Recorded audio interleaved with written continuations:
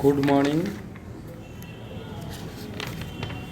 In my previous lecture, I was discussing about Shannon Fano code, which is there. I was talking about Shannon Fano algorithm, and the steps of Shannon Fano algorithm we have discussed there. Okay. Also, we have considered some example to understand the Shannon Fano algorithm. Okay. Then we have calculated or we have formulated for the code efficiency by using the Shannon-Fano code algorithm method. Okay. Then we have talked about the average information per message. Okay. Also we have talked about the average code word length also there. Okay. So that means there we have discussed everything like average code word length, average information per message. Then after covering average code word length and average information per message, because without knowing average code word length and average information per message, this is not possible to calculate the code efficiency. So first we have discussed about how to calculate, or first we have formulated for average code word length, which is L, and after that we have formulated for average information per message, which is denoted as capital H, and then after we have calculated or formulated for code efficiency. Okay. And there we have written that the code efficiency eta is nothing but that is the ratio between average information per message to average code word length, which is that is n is equal to h by l. And when we are talking about the percentage of code efficiency there, then I have written it as h by l into 100 in my last lecture. Okay. So now coming to this lecture. So here I want to discuss about Huffman coding and its efficiency. So this is another algorithm. Okay. So now we have to talk about in detail of Huffman coding. Okay. Now coming to next slide.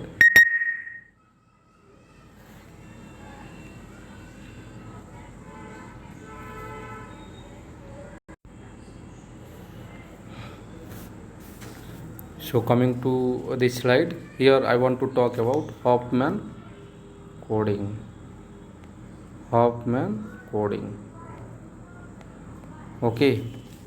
So the Huffman code is a source code. Okay, this is a source code. Okay, like the previous one. Okay, and here the word length of the code word approaches the fundamental limit set by the entropy of discrete memoryless source. Here the Huffman code. Okay, in the Huffman code the word length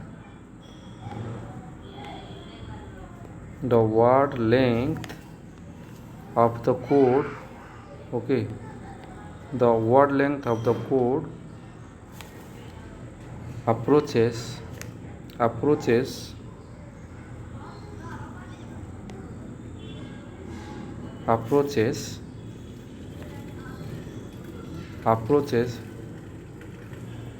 the fundamental limit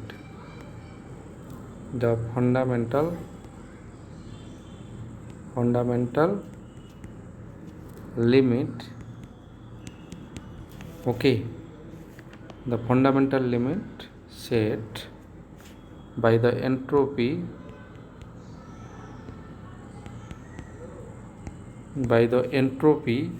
of discrete memoryless source. Okay, of discrete memoryless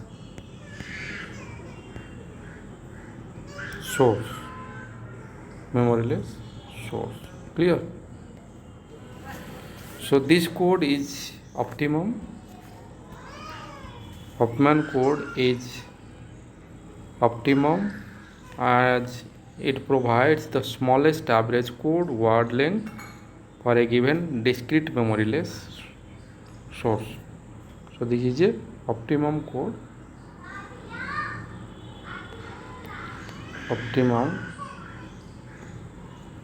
this code is optimum, or this is optimum code. Okay, because this is provide, or this code is provide smallest average code. Okay, this code is provide smallest average code.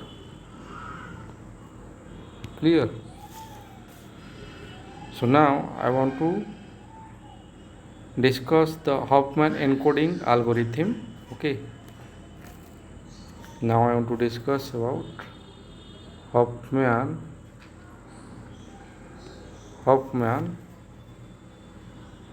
encoding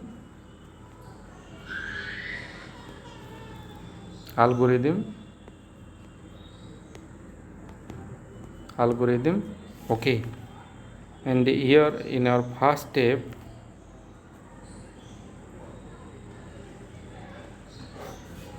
I can tell, okay, the source symbol or message are listed in order of decreasing probability. Okay, then the two source symbol of lowest probability, okay, are assigned as 0 and 1. Then these two source symbols or messages are regarded as being combined into a new source symbol or messages with probability equal to the sum of the two original probabilities. So the probability of the new symbol is placed in the list in accordance with its value. Okay, then this procedure is repeated until we are left with only two source symbols, that is messages for which a 0 and a 1 are assigned. Then the code of each original source symbol is found by working backward and tracking the sequence of tracking the sequence of zeros and ones assigned to their symbols as well as its successors. Okay,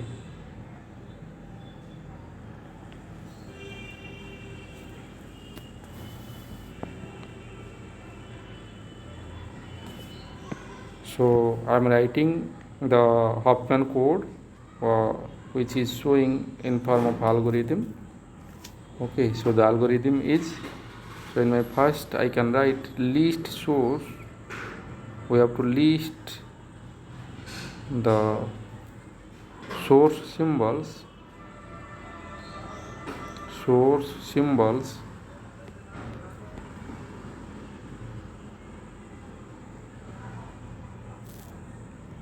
or messages, okay, in order of decreasing,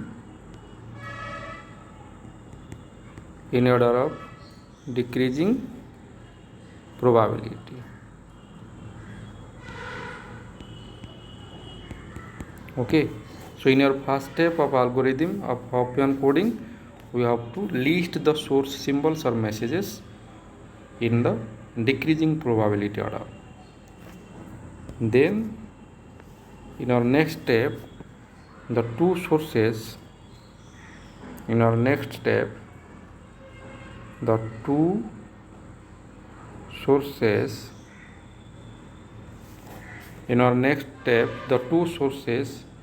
are the two sources symbols or messages, okay, of lowest probability and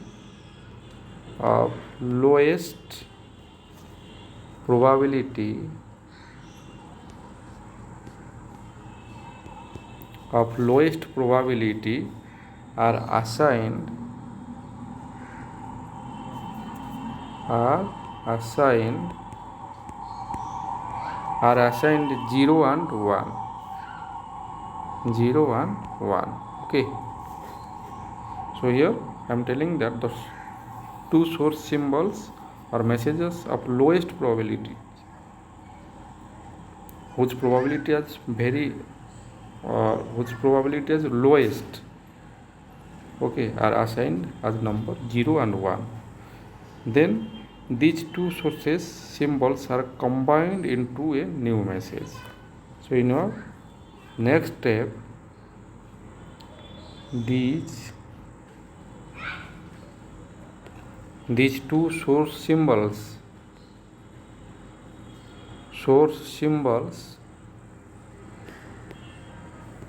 or messages are combined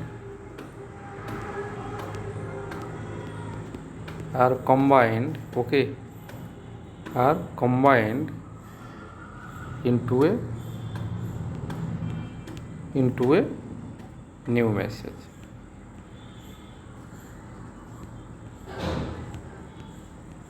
Clear? Then in our next step, the probability of these new messages, that is our step 4. Okay, in our step 4, the probabilities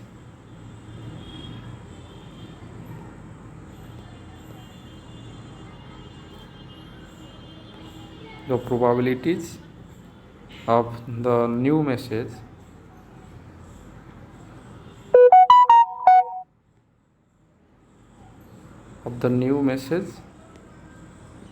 the probability of the new message is equal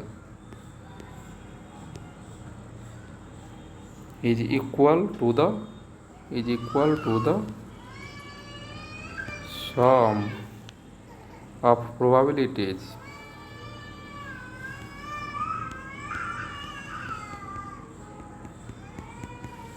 of two original symbols. Or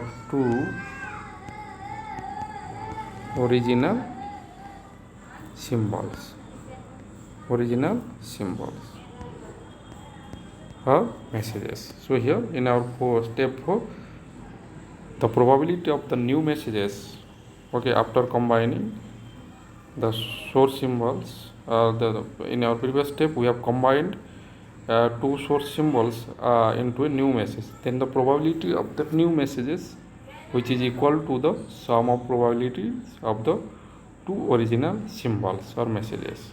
Okay.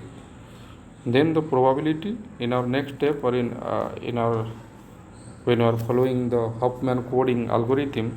So in step 5, the probability of the new message, the probability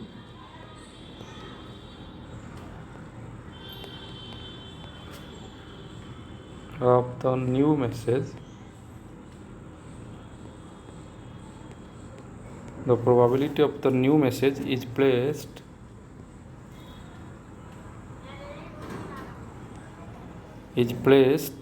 okay, in the list according to its value. In the list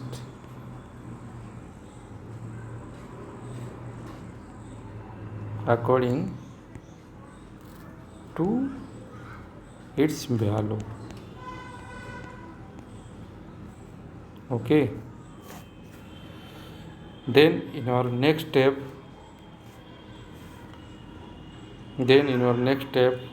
or last step, repeat this procedure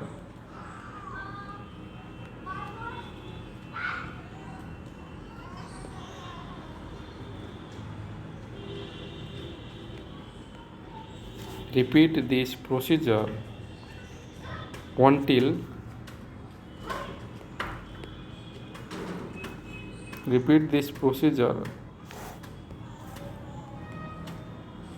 in your step 3, repeat this procedure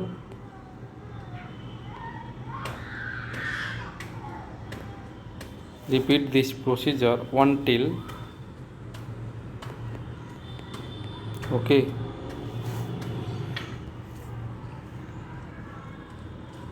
repeat this procedure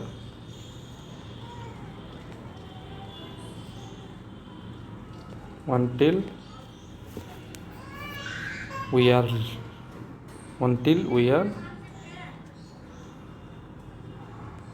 left with only two source symbols, until we are left with only two source symbols or messages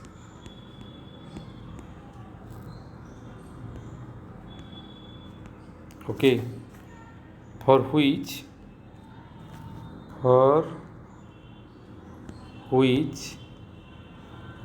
0 and 1 are assigned.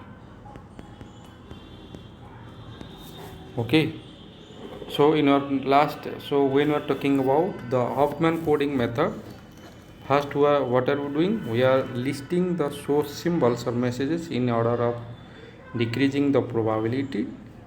Okay, then that means we are comparing the probability of the messages, then we are listing them according to their decreasing probability order. Okay, then in our next step of algorithm of Huffman coding, the two source symbols of lowest probability, so which are the lowest probabilities from the side of lowest probabilities, so we have to select the last two source of symbols of lowest probability, which are assigned numbers 0 and 1. Okay, then those two source symbols will be combined into a new message. Okay, so in our next step or third step, then in our fourth step, the probability of this new message is equal to the sum of probability of the two original symbol. Okay, you have to check it. Then in our next step, the probability of this new message is placed in the list according to the value calculated. Then in our last step, we have to repeat this procedure. Okay, as per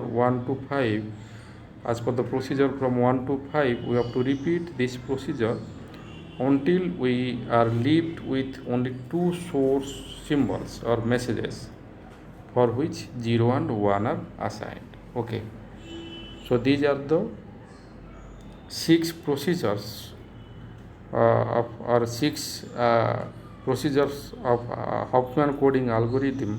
Okay, so by which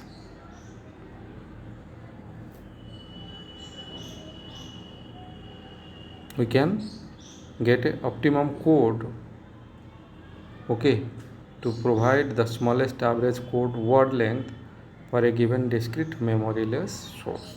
Okay,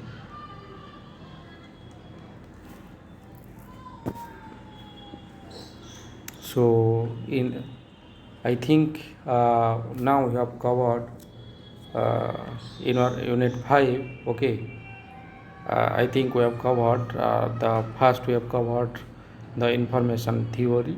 Okay, so then we have covered the communication model. Okay, so according to the source, like analog source or discrete level source or digital source, we have categorized the communication source or communication channel.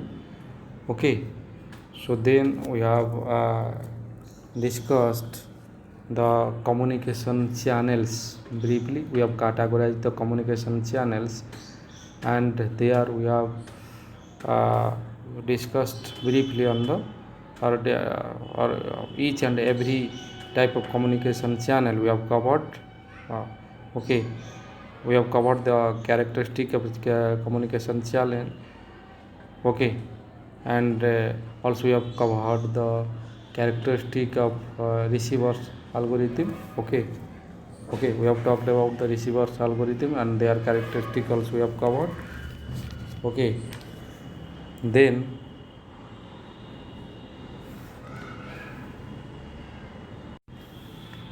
Then we have covered the mutual information. Okay.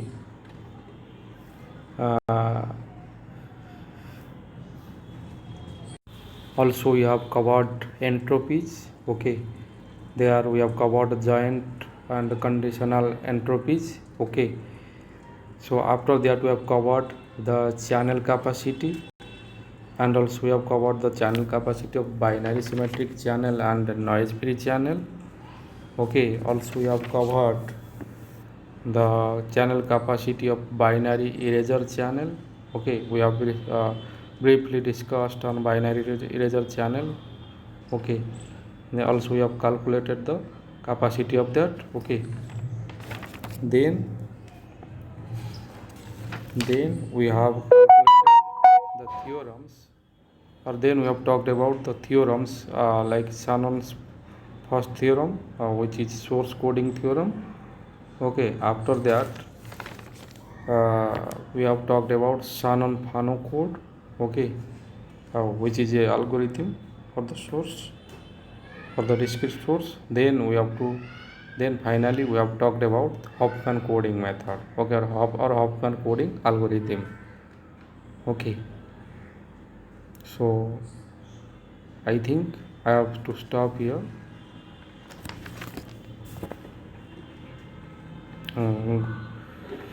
Go through the procedures, algorithm procedures in detail, and do some numericals as per your textbook.